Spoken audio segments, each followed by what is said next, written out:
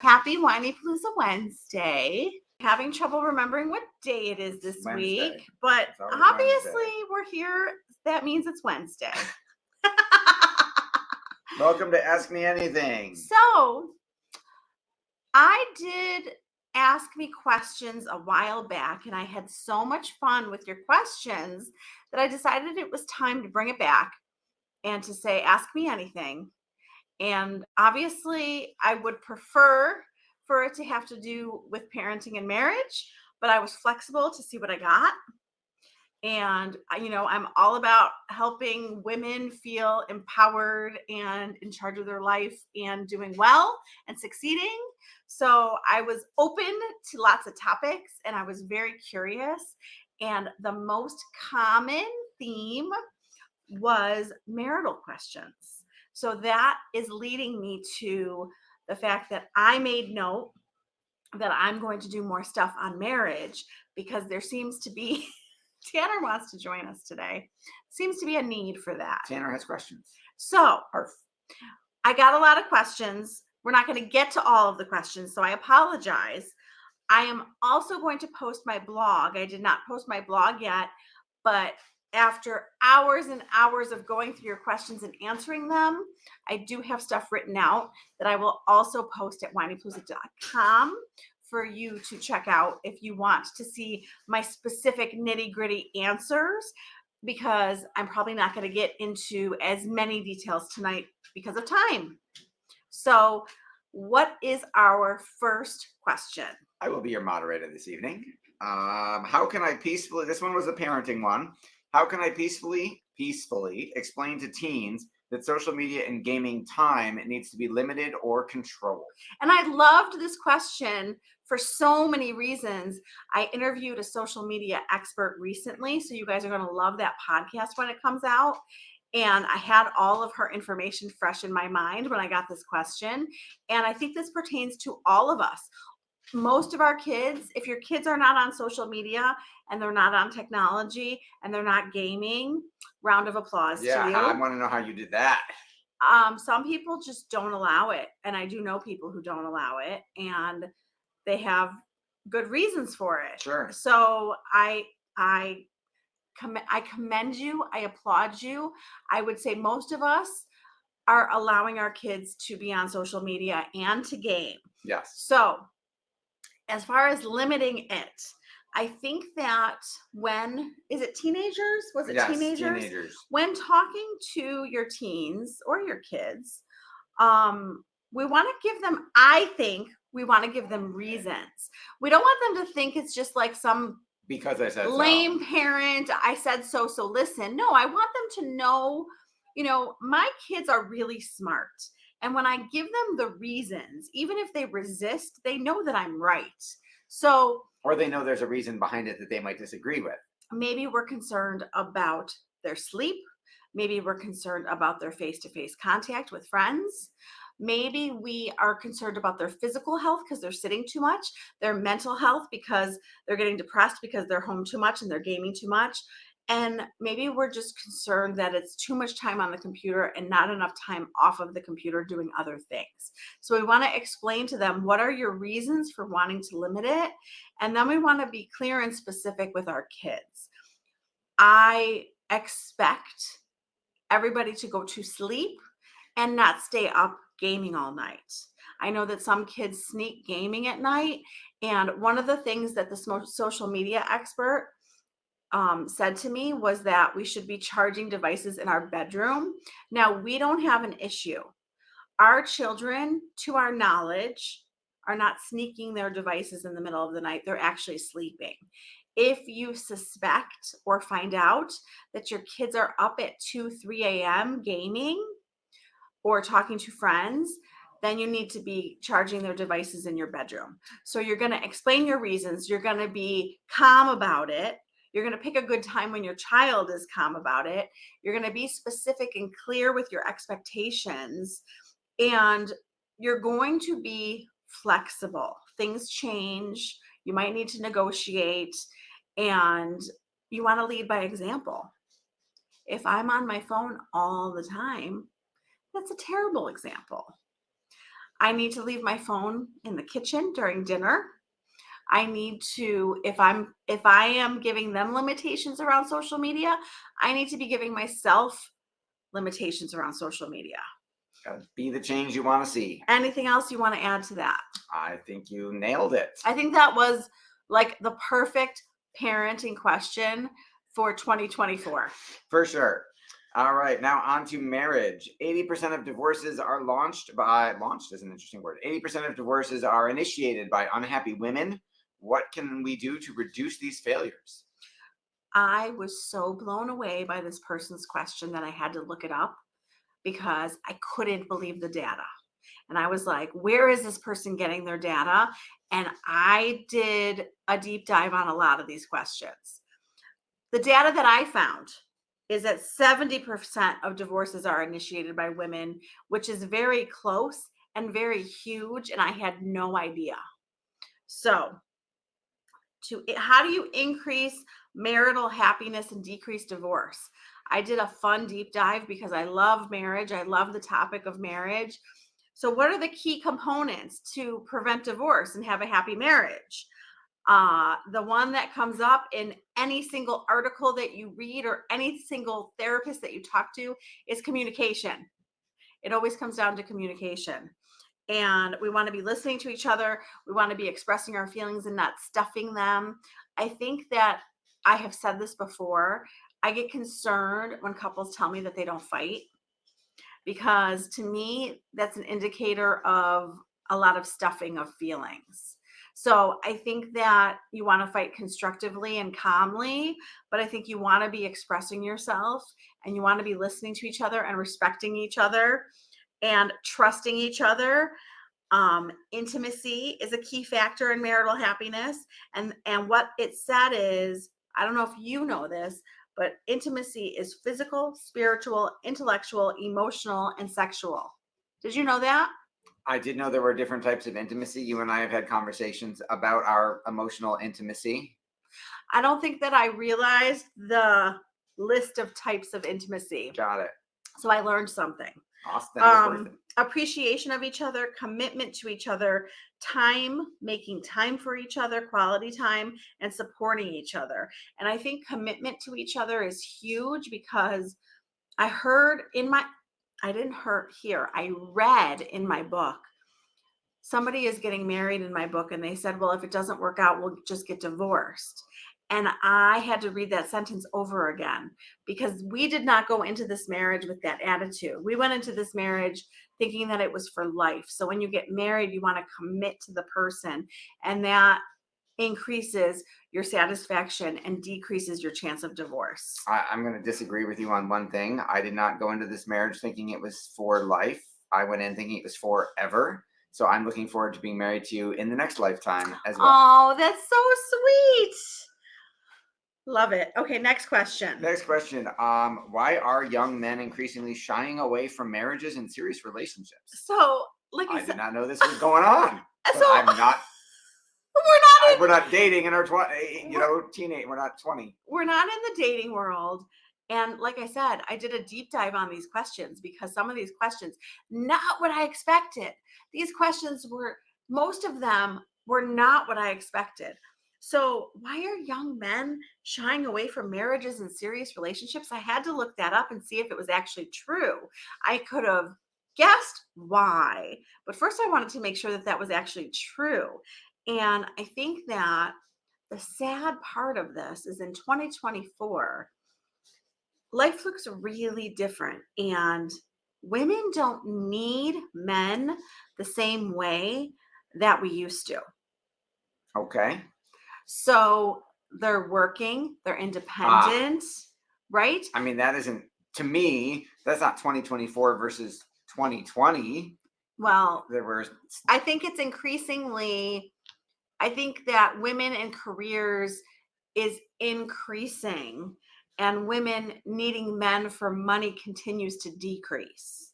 So societal changes is one of the biggest reasons that came up. Men don't feel as needed.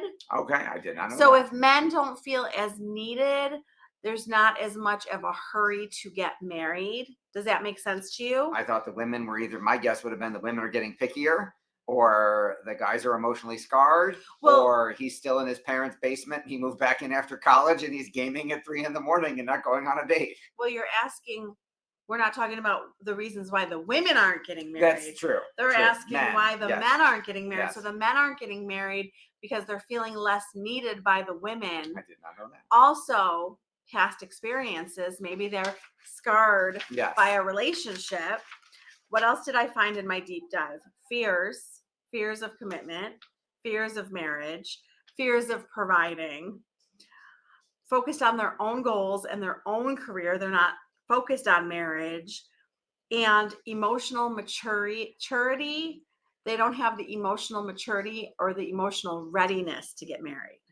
Okay. So I liked learning about this topic. When I got that question, I had all my guesses, and I was pretty spot on. I didn't think about the fact that men don't feel as needed. I would not have thought of that. I certainly need you I need you. in lots of ways. Yes. Yes. All right. This is a serious. This is a really serious one. Are there specific examples when divorce is the only healthy answer? Well, as somebody who's very pro marriage, I'm not going to say that divorce is never the answer. I think divorce is 100% the answer in certain situations. And the obvious situation is abuse. I mean, if you're being physically, emotionally, verbally abused, you don't deserve that, So abuse was like flashing at me. I'm going to mention infidelity, but I'm going to give a caveat with that. Is that the right word, Yep. Seth? Because if somebody makes a mistake and they feel bad for that mistake and they make up for that mistake, I don't think that you're likely to get divorced. But if the person is a perpetual cheater and they continuously cheat and it's not like a short-term thing, that does not sound like a healthy way to live. So I think infidelity can lead to divorce. I forgot to look up the research, but I think what I remember from back in the day of doing research is that it doesn't usually lead to divorce. But sure, it's a good reason. Another thing that you don't deserve, addiction.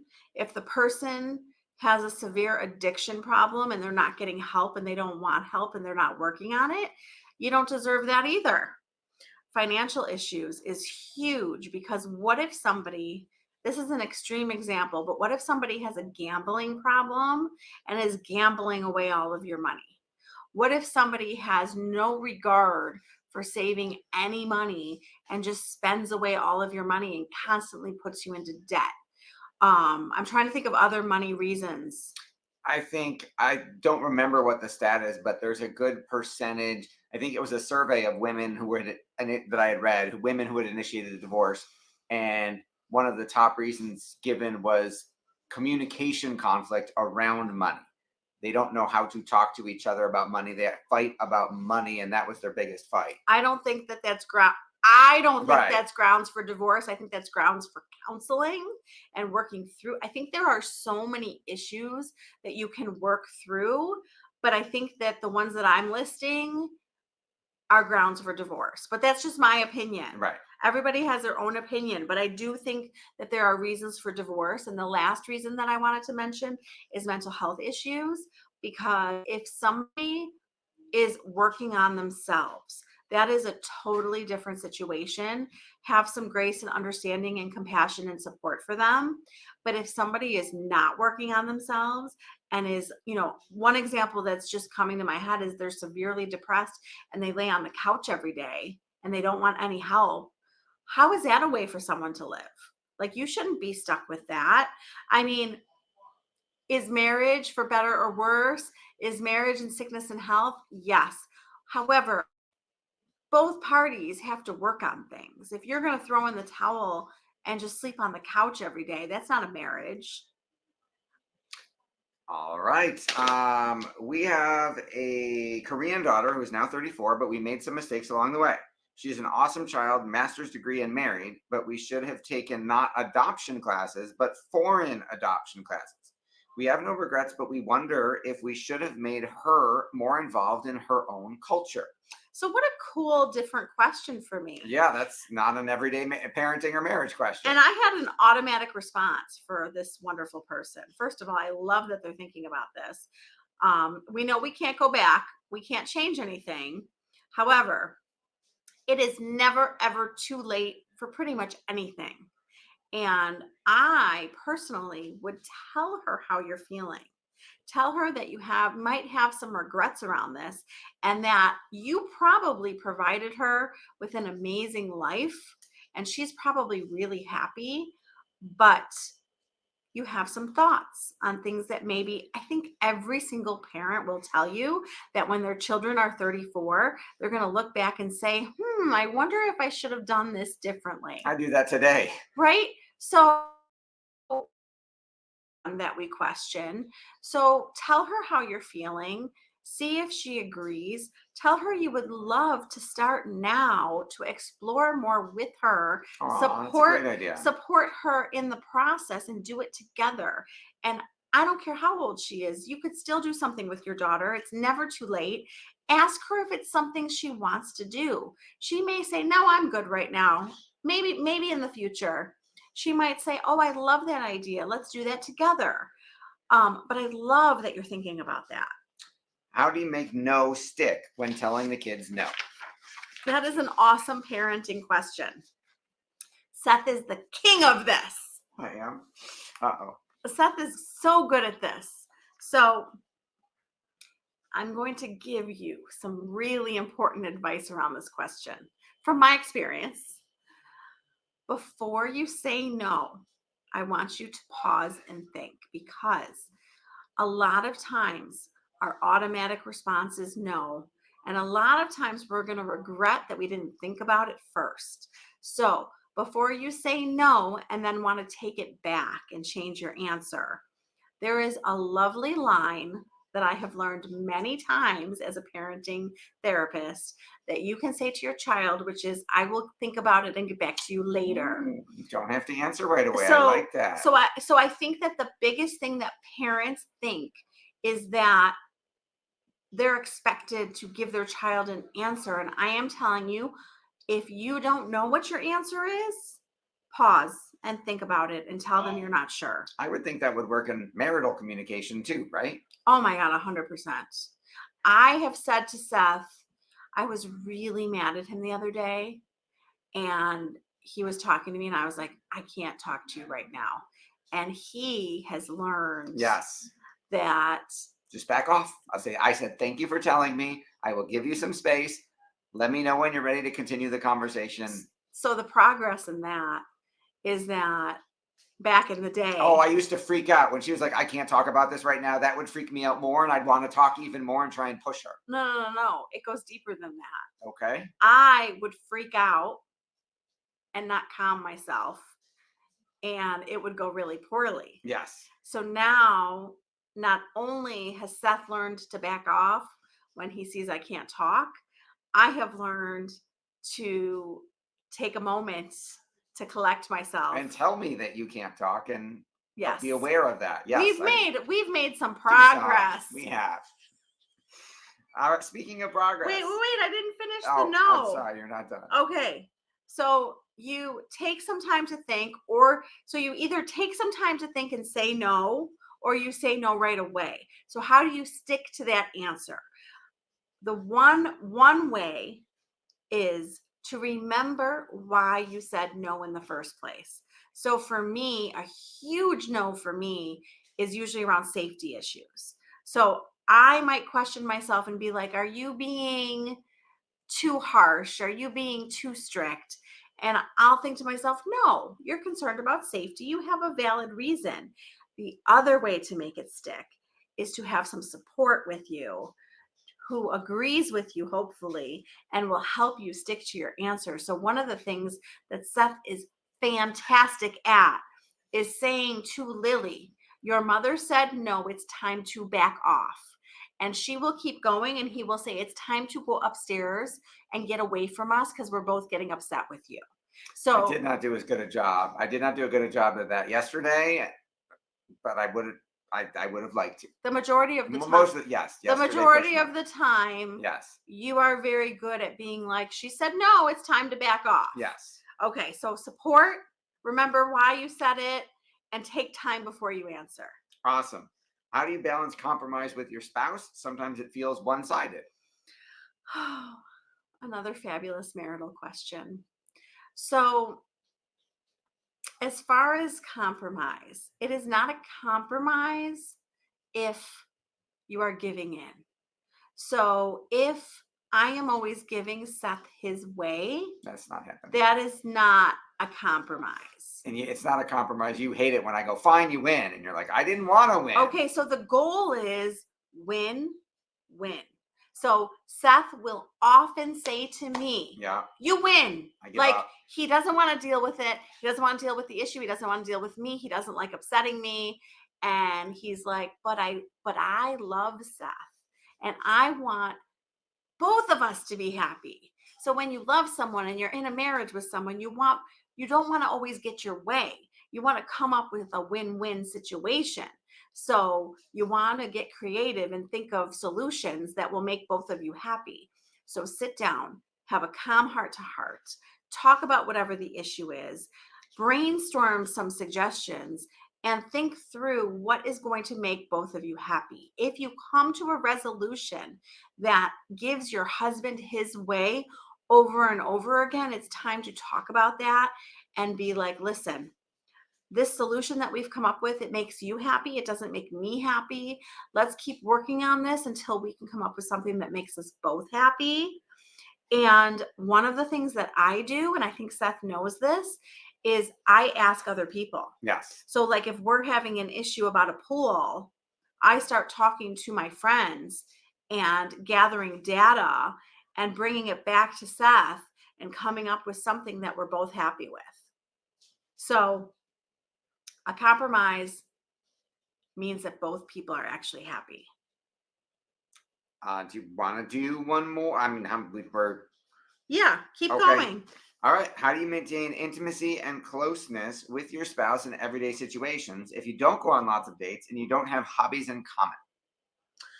Well, in learning more about intimacy, because, I'm fascinated by intimacy, and I think Seth is going to agree with this. I'm realizing that intimacy happens in small moments.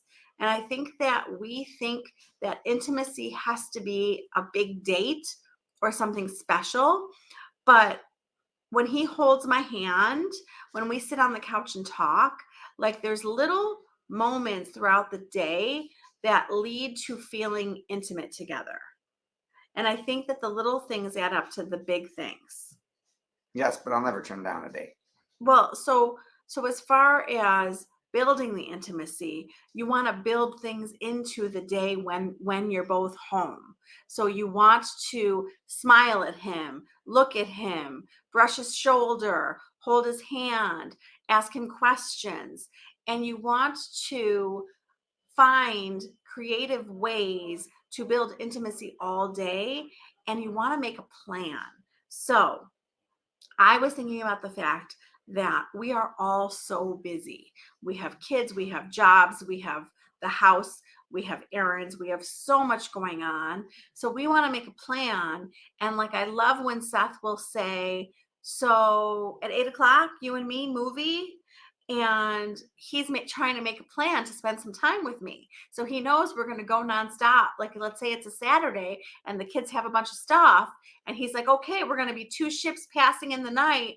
But at 8 o'clock, you and me, couch movie, like, we got to make a plan. We got to get creative and we got to build in the little moments whenever both of you are home. You have any more intimacy advice? That was, yes, little moments add up to big ones. I will wholeheartedly agree with that. And a movie date on the couch does count. I love movie dates on the couch. We're going to run through three more as quick as I can. Am I going in order? Sure. I'm going to try to go faster. Okay. How do you factor in pets for your family when one spouse doesn't necessarily agree? Is it fair to deny children a pet when animals teach us so much? Are they a big burden or free therapy? Well, we know pets aren't free. They cost a lot of money. So I think that this is again something to talk calmly about and try to come to a compromise on. I do think that pets are really good for children. However, and obviously, I want every house to have a pet. I'm a pet lover, I'm a pet owner, but I love a responsible family who says, I'm not home enough to have a pet. I think that's super responsible. Or a family who knows that they don't have the financial resources for a pet. I do think there's reasons to not get a pet, but if you really want a pet and you need to talk to your spouse about it, I think that one of the things to negotiate is who's doing what. Because Seth was like, you're getting a dog, you're taking care of it. Like, I'm not doing all the stuff. So I think that if we want to talk our spouse into something, we have to be willing to give. And I do think that the mental health benefits of pets are incredible. Okay. Okay, I struggle with my husband and I almost always being on complete I struggle with my husband and I almost always being on complete opposite ends when it comes to parenting, household stuff, money. It seems like everything, I'm not exaggerating, I am mentally and emotionally exhausted. Parenting and money go hand in hand because teens are expensive. What can I do on my own? He won't go to counseling. He's extremely stubborn and doesn't care to look at others for examples. He grew up very differently than the rest of us, and it's getting worse as he's aging and the boys are getting older. Okay. It's a really good marital question. It was a lot of marital questions. Biggest topic was marital. And I think that the biggest thing that I want to emphasize is that we don't need our husband to go to counseling with us to make positive changes in our marriage. And I think that's the biggest misconception among women is that as counselors, we hear from them, I can't get him to go to counseling with me. You don't need to. I think that you focus on yourself. And Seth is going to jump in if he has anything to disagree with me or add to this. But I think that in all of this stuff that you're saying, focus on yourself. You have no control over him. You can't control how he acts. You can calmly talk to him and have conversations with him. When you're both calm, I'm going to tell you that when we are reactive and or angry, our husbands shut down and don't want to talk to us from experience. Yep.